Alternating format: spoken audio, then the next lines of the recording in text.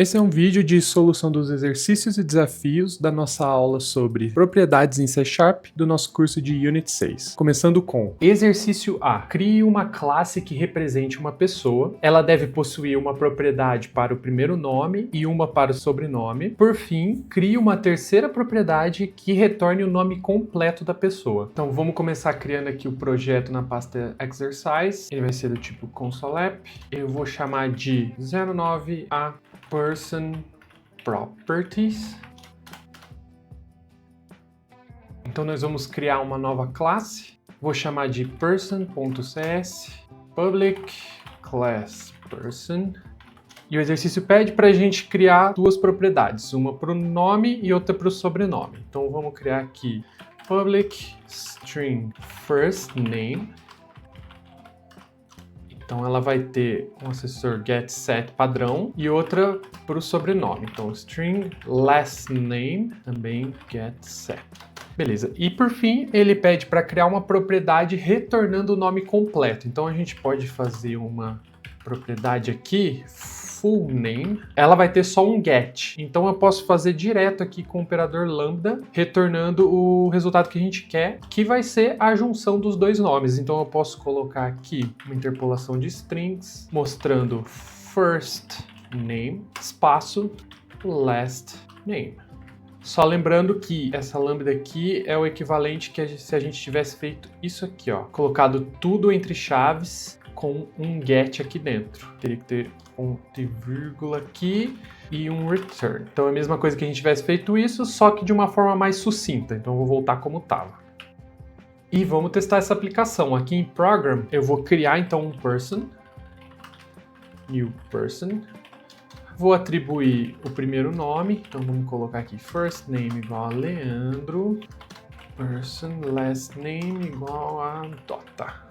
E aí a gente pode só dar um console.writeLine mostrando a propriedade person.fullName.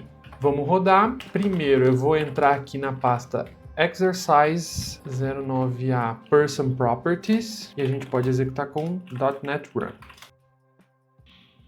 Então ele mostrou o resultado aqui corretamente. E só para a gente não ficar vendo essas mensagens de warning aqui, nesses exercícios eu vou substituir as strings por uma string que pode ser nula, com essa interrogação aqui. O que isso significa é que essa string pode receber um valor nulo, então ele para de dar essa mensagem de warning aqui pra gente, mas é algo que a gente vai ver mais para frente ainda no curso em detalhes. Então eu vou executar novamente. E pronto, ele deu o resultado como esperado. Exercício B. Crie uma classe que represente um carrinho de compras de um e-commerce. Ela deve possuir uma propriedade com a quantidade de produtos no carrinho. Ela não pode ser modificada fora da classe. Deve possuir uma propriedade com o valor total dos produtos no carrinho. Ela também não pode ser modificada fora da classe. E um método para adicionar um novo produto ao carrinho. Esse método deve receber o valor do produto como argumento e deve atualizar a quantidade e o valor total dos produtos. Então eu vou criar o projeto tipo console.app, eu vou chamar de 09B chart, que é o carrinho de compra, properties. A gente pode começar criando a classe. Vou criar aqui um arquivo vazio, vou chamar de chart.cs. Vou começar a definir a classe, então public class chart. E a gente pode criar as propriedades. Então a primeira é a quantidade que a gente vai ter no carrinho. Então eu vou começar criando aqui ela como int. Vou colocar o nome count getSet. E um dos requisitos é que ela não possa ser modificada fora da classe. Então a gente vai deixar o nosso set privado. Então vou colocar aqui private set. A segunda propriedade é o valor total. Então vou colocar aqui total getSet. E assim como a outra, o requisito é que ela seja privada. E por fim, a gente vai ter um método para adicionar o produto. Então vamos fazer aqui, ó, public void add product. E aí só de exemplo, vamos supor que aqui a gente esteja recebendo o nome do produto, então product, e o segundo argumento vai ser o valor, então vamos colocar aqui como float. E o total aqui também, como é o valor, a gente vai ser como float, né? Então vou corrigir aqui essa propriedade para ao invés de int ser float, e aqui eu vou colocar value, e a gente vai fazer o seguinte: o atributo product a gente não vai usar para nada, coloquei só para exemplificar mesmo, mas a gente vai incrementar o valor do count, então a gente pode fazer aqui count mais, isso vai somar 1 ao count, e a gente pode somar em total mais igual o value que a gente recebeu aqui como argumento. Beleza, e aí a gente pode testar a nossa aplicação. Então aqui em Program eu vou criar um novo carrinho, então vamos chamar aqui de chart, new chart. Aqui a gente não vai poder atribuir valores para aquelas propriedades. Se eu fizer aqui chart.count e tentar atribuir aqui uma contagem, ele não vai deixar. Ele vai dar uma mensagem de erro aqui falando que não tem um assessor set disponível. Então a gente pode chamar o método. Então vamos supor que a gente está adicionando aqui no nosso carrinho de compra. Vamos colocar aqui add product. A gente está comprando uma air fryer. Então vamos colocar aqui air fryer e ela custa R$300. Vamos colocar aqui como float. Vamos adicionar mais uns 2 produtos, add project. Vamos supor aqui uma televisão. Esse aqui já vai ser mais caro. Vamos colocar aqui uns 3.500. E adicionar mais um aqui. Vamos supor uma furadeira. E vamos pôr um valor aqui de R$200, por exemplo. No fim, vamos colocar uma mensagem de console mostrando quantos produtos tem no nosso carrinho e qual que é o valor total. Vamos colocar aqui uma string com múltiplas linhas. Eu vou fazer como interpolação para a gente poder mostrar as variáveis. E vamos colocar aqui, ó, carrinho de compras, produtos. E a gente põe aqui a quantidade. Então a gente pode mostrar aqui chart.count. Então aqui vai mostrar a quantidade. E total a gente pode formatar aqui como chart.total e podemos rodar para ver como é que fica. Eu vou abrir aqui o terminal, vou entrar na pasta desse exercício, então vou voltar uma para trás, cd09b chart properties.net run. E ele mostrou o resultado como esperado. Vamos adicionar mais algum produto aqui só para ver a diferença. Ó, vou adicionar aqui add product, vamos colocar aqui um celular de 2000. Salvar, executar novamente. E é isso aí, temos o resultado como esperado. Exercício C. Crie uma classe que represente uma data. Ela deve possuir propriedades para armazenar dia, mês e ano, todos do tipo int. Em seguida, crie uma quarta propriedade para apresentar a data no seguinte formato de texto: dia/mês/ano, como no exemplo aqui. Aí esse exercício é dividido em mais 2 etapas. Em seguida, você vai incrementar a classe de data criada acima, adicionando uma validação para as propriedades dia e mês, onde a propriedade dia aceite apenas números de 1 a 31 e a propriedade mês aceite apenas números de 1 a 12. O próximo passo, você vai incrementar essa classe de data, adicionando uma nova propriedade que apresente a data por extenso, no formato que está aqui. E aí note que o mês é representado pelo nome e não pelo número nesse caso. Vamos começar criando aqui o projeto do tipo console app. Vou chamar de 09c date properties.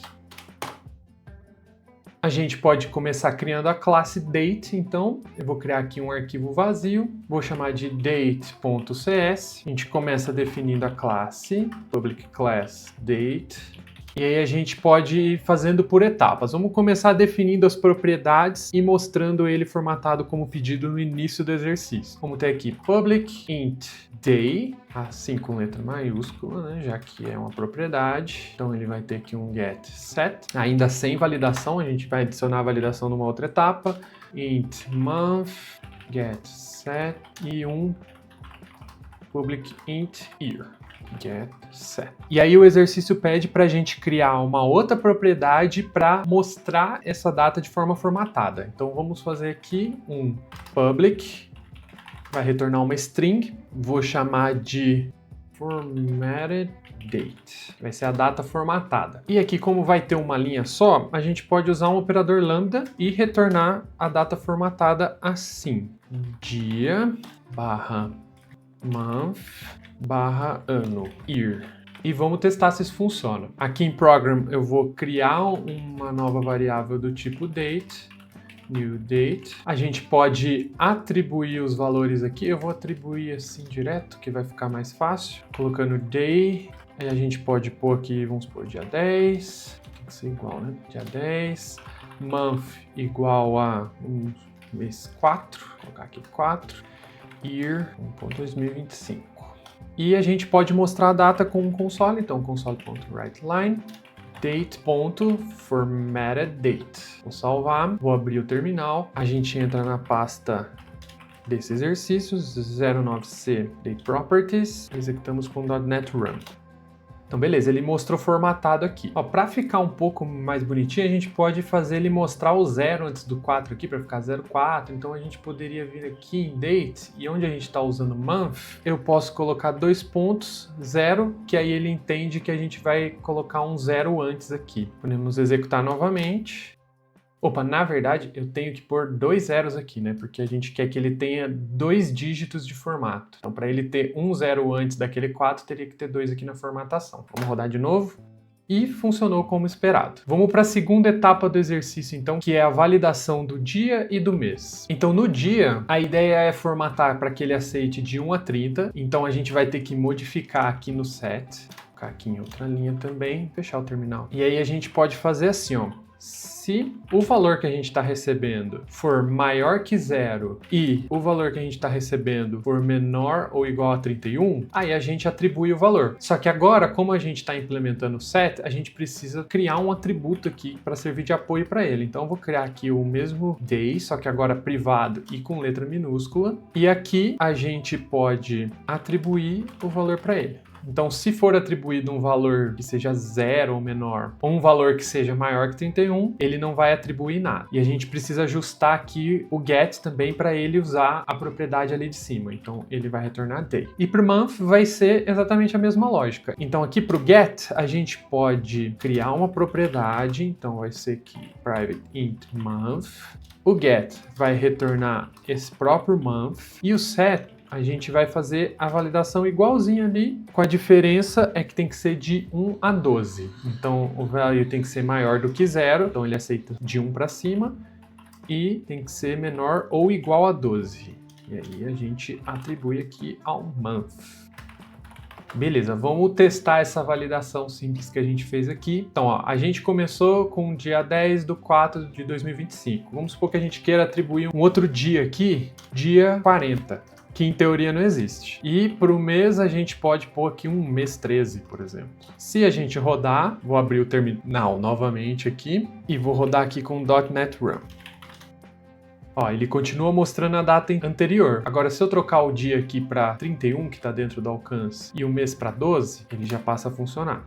E aí ele mostra dia 31/12 de 2025. É uma validação bem simples, a gente não está garantindo a quantidade de dias exatas que cada mês pode ter, porque a gente sabe que alguns meses aceitam tem 30 dias, fevereiro tem menos de 30, então é só uma validação simples para exemplificar como a gente pode usar propriedades para fazer isso. Indo para a próxima etapa, então, agora a ideia é a gente ter uma nova propriedade que mostraria a data por extenso. Então eu vou criar aqui uma propriedade do tipo string, eu vou chamar isso aqui de full date, vai ser como se fosse a data cheia, e a gente vai fazer o seguinte, a ideia é mostrar o dia, então vai ser day, D o mês, D e o ano, mas mostrando o mês direto aqui não está de acordo com o que o exercício pede, porque ele pede para colocar o mês pelo nome e não pelo número, então a gente precisa de alguma forma transformar esse mês em um texto. A gente poderia criar um método ou ainda ter uma propriedade que faça isso pra gente. Vamos fazer uma propriedade aqui que vai ser o seguinte, ó, ela vai ser public, ela vai retornar string e vamos chamar ela de month name, que vai ser o nome do mês. E a gente pode implementar da seguinte forma, ele vai ter um get, e aqui a gente vai fazer uma lógica verificando de acordo com cada número qual é o mês que ele deve retornar. Então a gente vai fazer uma sequência de ifs aqui, bem simples. Então se o month for igual a 1, a gente vai retornar, eu vou colocar na mesma linha para ficar um pouco mais sucinto aqui, janeiro. E aí a gente pode colocar aqui else if e ir fazendo para cada mês. Então se for igual a 2, return fevereiro. Aí vai ter que pôr um ponto e vírgula aqui, né? Else if month igual a 3, março, e assim vai indo para cada mês.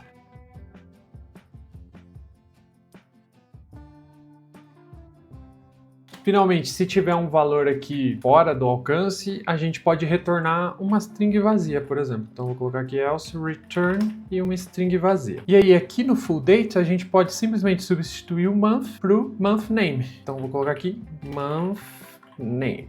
E a gente pode testar a nossa aplicação. Então, eu vou fazer um novo console.writeLine aqui. E aí, vamos pôr formatado para ficar um pouco mais claro. Aqui é a data, assim, e a gente mostra a variável, formatted date, e aqui a gente faz a mesma coisa, vou copiar e colar, só que eu vou colocar aqui, por exemplo, data cheia.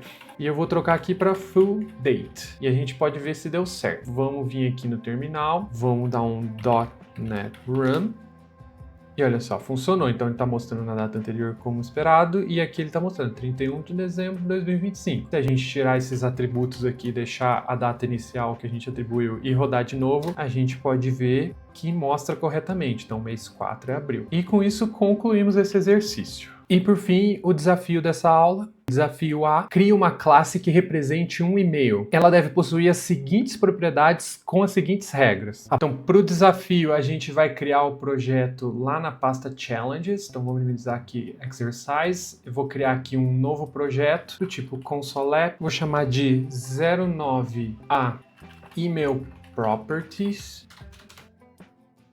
Podemos começar criando aqui a classe. Então, eu vou criar um arquivo vazio. Chamar de email.cs, começar definindo aqui a classe em si, então public class email, e a gente pode começar definindo as duas primeiras propriedades ali, que é username, então vou usar do tipo string com a interrogação aqui para não ficar dando aquela mensagem de warning, username, então vou colocar aqui um getSet padrão para ele, e a mesma coisa para o domain. Então ele vai ter um getSet padrão aqui. Aí antes de implementar a outra propriedade, vamos fazer as validações desses dois aqui. Então para o username, como a gente vai mudar aqui a atribuição, eu já sei que a gente vai precisar de uma propriedade, então vou fazer aqui private. Vou deixar do mesmo tipo, vou chamar de username com letra minúscula. Aí aqui no get ele vai retornar o atributo username, e no set a gente pode implementar a validação. Então tem duas coisas que a gente precisa fazer aqui, ó. A primeira vai ser verificar a quantidade de caracteres. Então a gente pode fazer um if value.length maior ou igual a 3, ou seja, ele tem 3 ou mais letras, e a gente atribui isso a username. Ah, um detalhe, como a gente mudou o tipo aqui para ter a interrogação, o value ele pode ser nulo, então seria bom a gente colocar aqui uma interrogação também para garantir que a gente está validando se ele não é nulo também. Aí a segunda parte é a gente transformar ele todo para letra minúscula. Então para isso tem um método na string que já facilita isso para a gente em C#. A gente pode simplesmente fazer aqui em value, eu não preciso verificar letra por letra nem nada. Ele tem aqui um toLower, que ele vai pegar todas as letras maiúsculas dessa string e transformar para minúsculo. Então, o resultado desse método a gente já vai estar atribuindo direto aqui no nosso atributo. E a segunda parte é a validação para o domain. Então, a gente vai precisar também aqui de um atributo para ele, chamando aqui de domain. A gente vai atualizar aqui o get para retornar o próprio atributo. E o set, a gente vai fazer a validação. Essa validação ela pode ser um pouco mais complexa, porque tem duas etapas aqui. Uma delas a gente vai ter que verificar se o final está de acordo com o que a gente quer, então o conteúdo depois do ponto, .com, .br, e também verificar a quantidade de letras antes da parte que tem o ponto. Então a gente pode começar validando aqui se esse texto tem o ponto em si. Então a gente pode fazer assim, ó. Eu vou fazer um if. Primeira coisa, eu vou ver se esse valor é diferente de nulo. Isso porque a gente colocou essa interrogação aqui, então essa string ela pode ser nula. E se esse valor tem o caractere ponto. Então, esse método contains, ele vai verificar se essa string value tem uma letra que a gente passar aqui. E aí eu vou passar o caractere ponto para ele. Então, dessa forma, a gente sabe que essa string tem o ponto. E aí a gente pode fazer mais algumas condições, que é verificar se ele tem o .com, se ele termina com isso, .com.br, ou se ele termina com br. Então, eu vou fazer aqui, por exemplo, eu vou colocar entre parênteses para fazer essas três condições. Inclusive, eu vou quebrar a linha aqui para ficar um pouco mais legível. Então vou colocar uma validação em cada linha, e essa aqui, e aí a gente vai fazer assim, ó, value, aí a gente tem um método que é ends with, que ele vai verificar se essa string termina com algum valor específico. E a gente pode verificar aqui o .com ou value ends with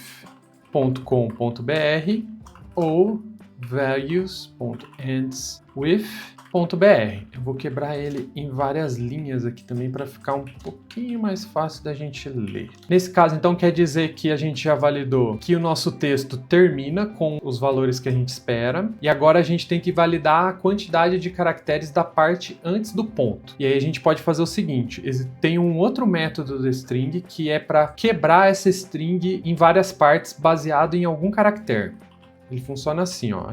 Ele chama split, e aí a gente passa para ele aqui qual é o caractere que a gente quer dividir essa string. E eu vou passar aqui o ponto. O que que ele vai fazer? Ele vai pegar o texto e vai quebrar ele em duas partes. A parte que tem antes do ponto e a parte que tem depois do ponto. Então, se a gente vier aqui e pegar o item 0 do valor que ele está retornando aqui, a gente vai estar pegando a parte que está antes desse ponto aqui. E aí eu vou atribuir isso numa variável, que eu posso chamar aqui, vamos supor, de start, que é o começo dessa string, por exemplo. E aí a gente pode fazer a segunda validação, que é: se esse start, que é o começo da string antes do ponto aqui, se o tamanho dela, o length, é maior ou igual a 3, que aí a gente garante que a parte antes do ponto .com ou do ponto .br tem pelo menos 3 caracteres. E aí, finalmente, a gente vem aqui e atribui o valor para domain. E a gente pode atribuir o valor inteiro que a gente recebeu aqui. E para fechar, a gente pode colocar aqui também as mensagens de console que o desafio pediu ali no enunciado. Então, quando o valor for inválido aqui para o username, a gente pode fazer um else e colocar aqui uma mensagem de console.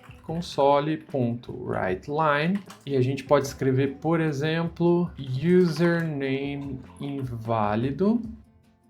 E a mesma coisa aqui embaixo, vou até copiar e colar aqui. No final desse if aqui eu vou fazer um else, vou colar aqui o console.writeLine e vou colocar aqui, ó, domínio inválido. Então ele acabou ficando um pouco grande, mas isso garante a validação ali que o enunciado do desafio pediu. Vamos testar essas duas validações aqui antes de fazer a última propriedade. Então aqui em program eu vou criar uma nova variável do tipo email, vou chamar aqui de email igual new email. E a gente pode começar fazendo o seguinte, vamos atribuir aqui 2 valores válidos na inicialização. Username igual, e vamos colocar aqui o meu e-mail, por exemplo, Leandro Dota, e no domínio vamos colocar aqui gmail.com. Vamos mostrar isso numa mensagem aqui, writeLine, para a gente ver se aparece certinho. Então eu vou colocar aqui username, e a gente pode mostrar aqui email.username, console.writeLine, domain, email.domain. Se a gente executar, vamos ver se ele vai mostrar certinho. Eu vou entrar na pasta do challenge ali, né? cd challenges, cd 09a email properties, e vou executar com .NET Run. Ah, beleza, então ele mostrou certinho, ó. Aí eu vou tentar atribuir agora, aqui no e-mail, um username com menos de 3 caracteres. Então eu vou fazer aqui username igual, vou colocar aqui LD. Então, se a gente executar, ele vai ter que mostrar uma mensagem username inválido e o username continua como tá aqui, ó. Para deixar mais bonitinho, a gente pode até fazer o seguinte aqui, ó, para a gente ter a informação mais detalhada, eu vou mostrar aqui, ó, username value. Então ele vai mostrar o valor aqui do username e vai dizer que ele é inválido, e vou fazer a mesma coisa aqui para o domínio, ó. Domínio, vou mostrar aqui o valor que ele recebeu inválido, que aí os logs aqui vão ficar melhor. Então, se eu executar novamente, ele mostrou aqui, ó, username LD inválido, então ele continuou com o username inicial. E a gente pode tentar atribuir agora também aqui em program, ao invés de Leandro Dota, eu vou colocar aqui letras maiúsculas, por exemplo, Leandro e o D maiúsculo. E no final ele vai ter que mostrar ele minúsculo ainda. Então vamos ver se isso funciona. .NET Run. Ó, beleza, ó, então ele transformou as letras maiúsculas para minúscula, como pediu lá no desafio, e a gente pode testar o domínio também. Primeira coisa, vamos colocar só o nome aqui, ó. Vamos tentar fazer domínio igual a só Gmail. Se a gente executar, ele vai ter que falar que domínio Gmail é inválido. Ó, domínio Gmail é inválido, ele continuou com o valor inicial que a gente atribuiu aqui em cima. Se a gente colocar um ponto que também seja inválido, por exemplo, vamos colocar ponto .us. Ó, ele também fala que o gmail.is é inválido. E se a gente colocar aqui um válido, mas trocar aqui para, sei lá, 2 letras, vamos colocar aqui só GM. E ele também não vai dar certo. Mas ele não mostrou a mensagem aqui de inválido. Vamos conferir por quê. Tá, isso é porque ele tem 2 validações aqui. A primeira é validando o domínio e a segunda é validando o tamanho. Na do domínio, a gente colocou um else aqui com a mensagem. Nessa daqui a gente não colocou. Então, assim, não é a forma mais bonita de se fazer, mas para exemplo, eu vou fazer dessa forma. Eu vou colocar aqui um else e vou colocar aqui a mesma mensagem. Existem formas melhores da gente fazer essa validação, mas por uma questão de exemplo, essa aqui já vai servir. Então vou salvar. A gente pode abrir o terminal aqui de novo. Vamos executar com .NET Run e agora ele tem que dar que o domínio gm.com é inválido e ele continua com o valor. Se a gente vier aqui e atribuir um outro valor válido, como mail.br e um outro e-mail aqui, tipo john@mail.com, e a gente executar, olha, ele funcionou. E para fechar, a gente pode fazer agora o que eu acredito que seja a parte mais fácil do desafio, que é a propriedade que vai mostrar o endereço completo formatado. Então vamos criar aqui um public string. Esse aqui não precisa ser nulo porque ele sempre vai retornar um valor. Então a gente pode deixar aqui ele só tipo string, sem aquela interrogação. Ele chama address e ele só vai ter um acessor get. Então eu vou colocar aqui um get e a gente pode fazer o que precisa ser feito. Uma das coisas é a gente retornar o valor formatado. Então a gente poderia simplesmente retornar aqui username @domain. Mas aí tem um outro detalhezinho que é uma validação que o enunciado pediu, que é quando não tiver username ou domain, a gente retornar um outro valor ao invés desse e-mail formatado. Então a gente pode fazer um if aqui fazendo o seguinte: if username for igual a nulo, já que ele pode ser nulo, ou username for vazio, e aí para ver se ele é vazio a gente pode ver se ele é uma string vazia assim, e também verificar com relação ao domínio. Então eu vou colocar entre parênteses esse pedaço do username e a gente vai fazer uma outra validação aqui para o domínio fazendo a mesma coisa, domain igual a null ou domain igual a vazio. Então, se for esse o caso, a gente vai retornar ao invés aquele texto que ele pediu, que é invalid email. Se não, então vou pôr um else aqui, a gente retorna o e-mail formatado. Vamos ajustar o nosso exemplo aqui para ver. Então eu vou trocar esse console whiteline aqui para a gente mostrar só o e-mail formatado completo. Vou colocar uma mensagem, então e-mail, 2 pontos, e a gente pode pôr aqui email.address. E aí vamos começar o seguinte, vamos mostrar um valor válido, que é esse que a gente criou aqui em cima, ó. Então eu vou apagar essas 2 linhas e a gente pode executar. Vou abrir o terminal, .NET Run. Aí ele mostrou bonitinho aqui, ó, leandro.gmail.com. Agora o que acontece se a gente passar uma string vazia aqui para ele? Primeira coisa aqui, ele vai dar as mensagens de validações. Então vamos ver isso na prática.